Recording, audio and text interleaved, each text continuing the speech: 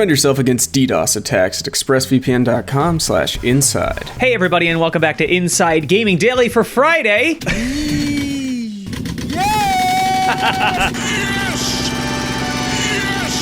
All right, let's talk about how more and more countries are going after loot boxes. Yeah, it's a dark and scary world out there. So let's end the week on something positive. Shitty monetization practices getting sued. Yeah. It has been a rough week. Loot boxes have been one of the most despised practices of modern gaming, turning lots of games into pay-to-win nightmares, especially mobile games. They're not even trying anymore to hide it. But we've seen some action over the last few years as some countries crack down, reclassifying loot boxes as gambling devices, rather than harmless, fun ways for children to spend all their parents' money. We all, of course, agree that that's what they are, right?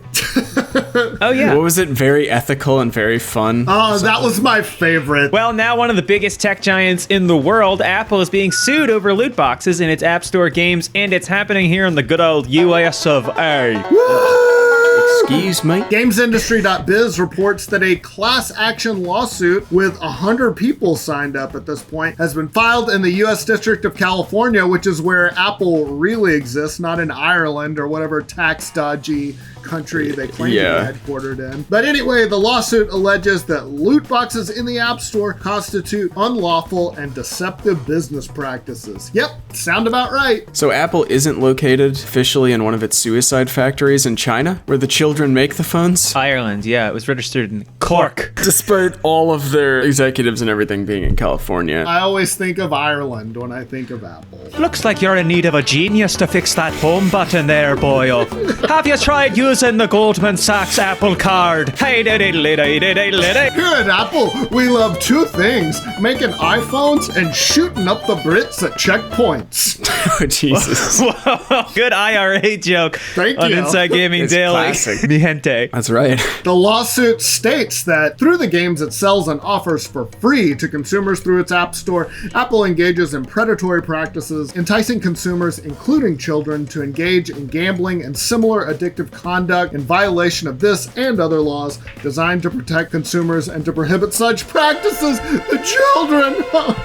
The children. Actually, they're right.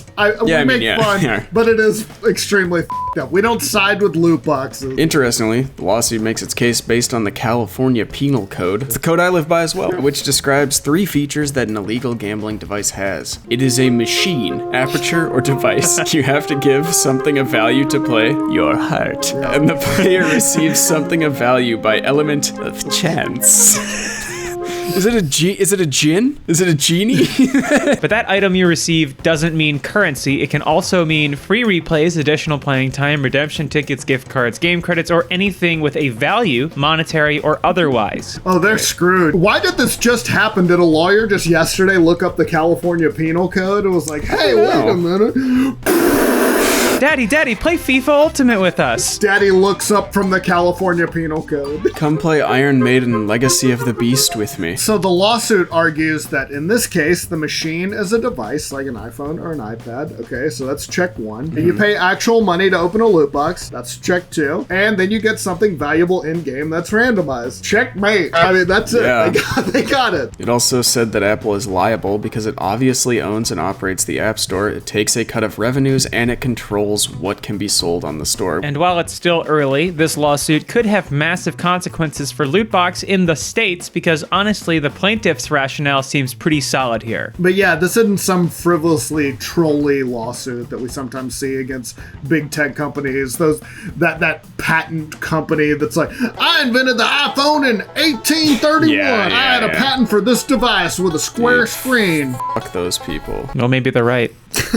While we haven't seen federal law here in the US deal with loot boxes, there has been some action by the government, like when the Federal Trade Commission held a workshop last year looking into the issue. Nothing came of it, but at least loot boxes are on someone's radar. Hey, you know what else is on the radar? Huh? Great food. Today's episode of Inside Gaming Daily is sponsored by HelloFresh. Can I rap with you for a second about America's #1 meal kit? I'd sit backwards in this chair if I could, but it's not made for that. HelloFresh recipes are so delicious. HelloFresh offers so many recipes to choose from each week to help you break out of your recipe rut. I know I've been in one a lot during this quarantine. There's something for everyone, including low-calorie, vegetarian, and family-friendly recipes every week. HelloFresh offers fresh, high-quality ingredients every week for a super flavorful experience, and over 90% of ingredients are sourced directly from growers to ensure the freshest recipes are delivered to your door. And speaking of which, HelloFresh offers contactless delivery to your doorstep for easy home cooking with the family. HelloFresh cuts out stressful meal planning and grocery store trips so you can enjoy cooking and get dinner on the table in just about 30 minutes, or even 20 with their quick recipe options. And you can keep your fridge stocked by adding extra proteins or sides like garlic bread to your weekly order. Easily change your delivery days or food preferences, or skip a week. Do whatever you need. Feeding the whole family has never been this easy with larger box sizes for more servings and more savings. Go to HelloFresh.com/inside60 and use code inside60 to get $60 off your first 3 weeks, including free shipping on your first box. Additional restrictions apply. Please visit HelloFresh.com for more details. Again, that's HelloFresh.com/inside60 to get $60 off your first 3 weeks. Thank you, HelloFresh. Okay, let's talk about another country looking at loot boxes, the UK. Or another, I don't know, fallen empire looking at loot boxes, the UK. Ba, bum, bum, bum. It looks like the government there is officially going to take a hard look at the practice. Watch out, Iron Maiden Legacy of the Beast. That is that mobile game, isn't it? Yeah. Okay, I didn't realize what you were referencing. Yes, that's extremely funny. I don't know why it's on my mind right now. It's really stuck in your craw. I like it. I remember they did a full tour in support of it, which is f***ing hilarious to me.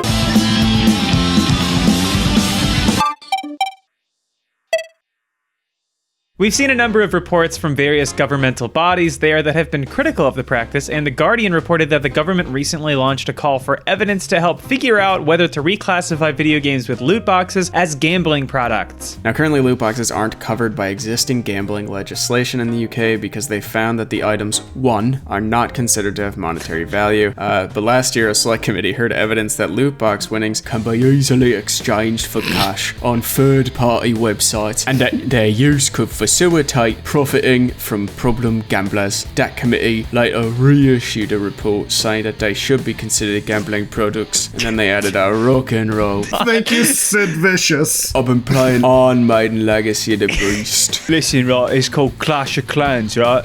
Listen.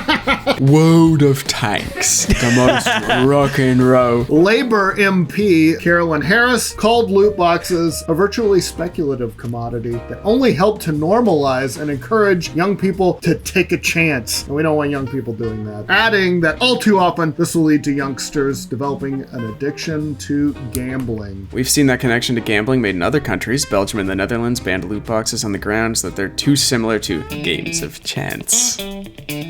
Yeah, put a card in my hand. Okay.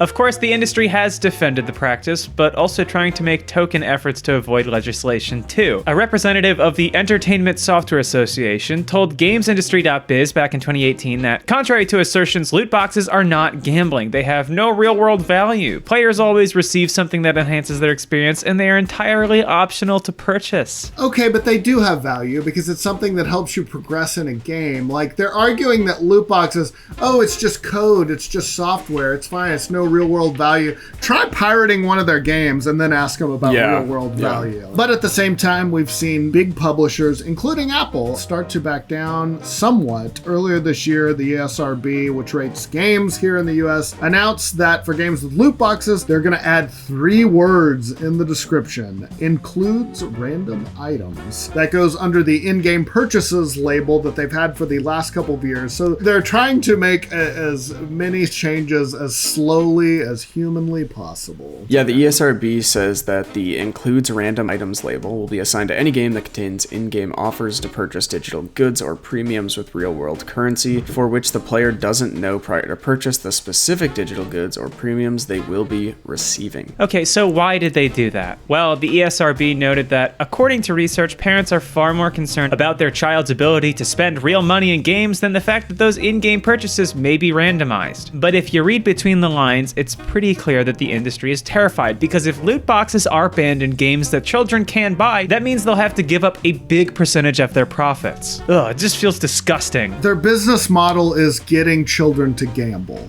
Yeah, we've talked about this a lot, but loot boxes, a huge part of the profits for the big publisher. It's actually most of their profits now. FIFA Ultimate Team brought in $800 million annually back in 2017. I'm wondering when the companies will come out with the defense of like, well, we'll have to do big layoffs if we can't do loot boxes. Oh, anymore. totally. That's coming soon. Yeah, I guess this is where all the executives that got really good at selling cigarettes to children moved on to. Apparently, yeah. That makes sense. If you're the kind of person who is okay with working for a tobacco company, a weapons manufacturer, you've probably moved on to loot boxes. Which is why I'm excited to announce my partnership with Northrop Grumman Gaming. Today's episode is brought to you by Raytheon.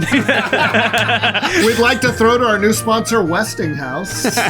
So the industry has been backing down somewhat. Nintendo, Microsoft, and Sony, along with most of the big publishers, have said they'll require odds disclosure in loot boxes starting this year, but loot boxes are still here, especially in sports games where you can buy players in games like FIFA's Ultimate Team Mode is basically pay to win, or NBA 2K20 with its now infamous slot machine. But sadly, more games now have more loot boxes than ever. I found this today. Researchers at the University of York last year said that loot boxes are increasingly prevalent, featured in about 71% of the most popular games on Steam. A decade ago, just 4%. Oh my god. Well, I feel like a decade ago, people were still like, so wait, hold on, you put your credit card information in a website? I'm That's not true. giving you that. I resisted that for a while. I was like, I don't think so. And it turns out you were right. I mean, You were yeah, absolutely exactly. right. I was right, yeah. but we all do it anyway. So while some countries might be taking a harder look at loot boxes, they're not going away either. So maybe the answer is just sue them out of existence. USA.